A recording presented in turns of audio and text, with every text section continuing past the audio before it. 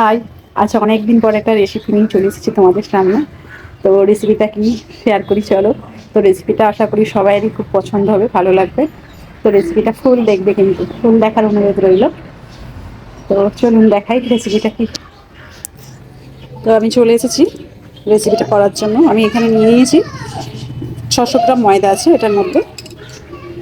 কি লাগবে আগে সেইগুলো সবটাই দেখিয়ে দিই। এটা সুজি নিয়েছি, এখানে সুজি আছে 300 গ্রাম আর 600 গ্রাম ময়দা। আর আমি এখানে কতগুলো এলাচ নিয়ে নিয়েছি, একটু এলাচের দানাগুলো বার করে নিয়েছি এলাচ থেকে। আর লাগছে চিনি।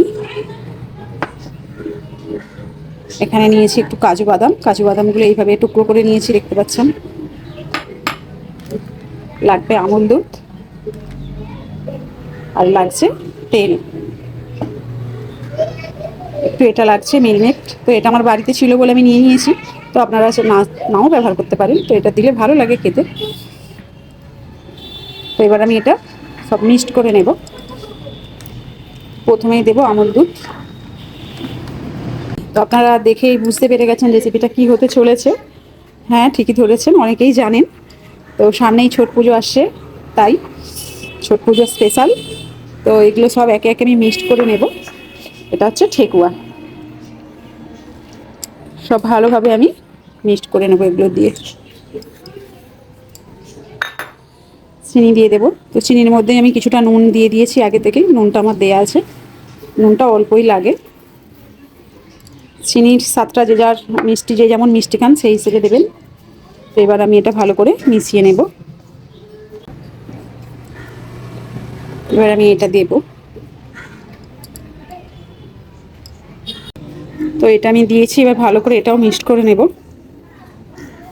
তাহলে নারকেল কুচি দিতে পারেন, টেস্ট ভালো লাগে খেতে নারকেল কুচি দিলে।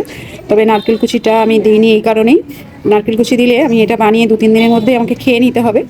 তো নাহলে একটা গন্ধ, তেল চিটানি গন্ধ ছেড়ে যায়।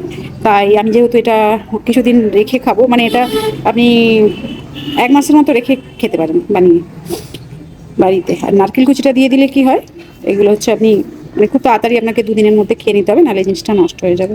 তাই আমি নারকেল কুচিটা দিলাম না। তো এবার আমি তেলের ময়মটা দিয়ে দেবো। তেলটা বেশ অনেকটাই লাগবে, তবে জিনিসটা খাস্তা হবে। ময়মটা দিয়ে আমি আবারও ভালো করে মিক্সড করে নেব।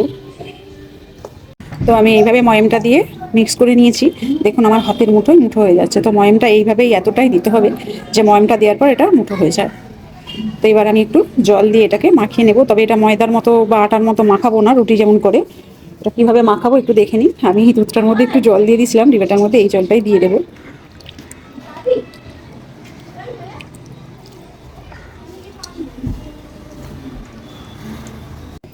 তো এইভাবে মাখিয়ে নিয়েছি, দেখুন এরকম করে মাখানোটা এরকমই হবে। তো দেখুন হাতের মুঠোয় মুঠো হয়ে যাচ্ছে। হালকা জল দিয়ে এইভাবেই মাখিয়ে নেবেন। তো আমি এবারে ছাপ তুলে নিই। চলুন কীভাবে ছাপটা তুলি দেখাই। এগুলো আমি এবার শেপ দিয়ে নেব। শেপ দেওয়ার জন্য আমি হাতে একটু তেল নিয়ে নিয়েছি। তো যে যেমন সাইজ করতে পারেন, আপনারা চাইলে বড়ও করতে পারেন, ছোটও করতে পারেন। আমি এই সাইজটা করব।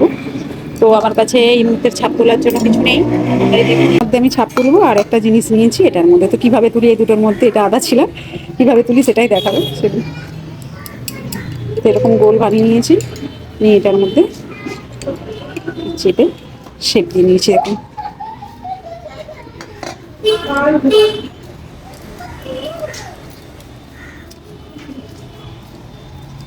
তো এটা নিয়েছি, এটা এবারে এটা একটু লম্বা হবে। তো এরকম এইভাবেই আমি সব শেপ দিয়ে আগে এগুলো বানিয়ে নিই, তারপরে এগুলো তেলে ভেজে নেব।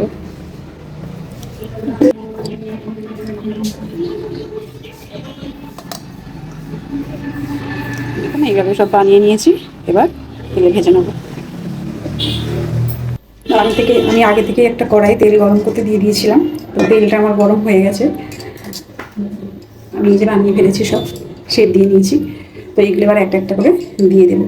তো লক্ষ্য রাখবেন তেলটা না যেন খুব গরম হয়, হালকা গরম তেল হবে তাতে দেবেন, নাহলে পুড়ে যাবে জিনিসগুলো খুব তাড়াতাড়ি, আর খাস্তা হবে না। আর তেল গ্যাসের ফ্লেম লো রেখে অবশ্যই ভাজবেন, তবে জিনিসগুলো খাস্তা হবে।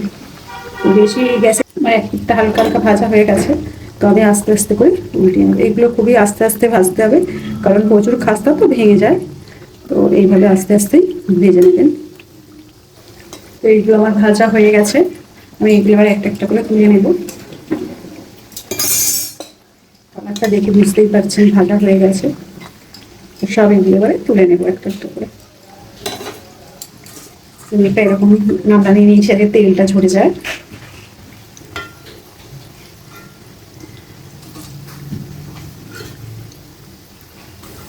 সব তুলে নিয়েছি। তার সময় পুরোপুরি কমপ্লিট হয়ে গেছে ঠেকুয়া রেসিপি।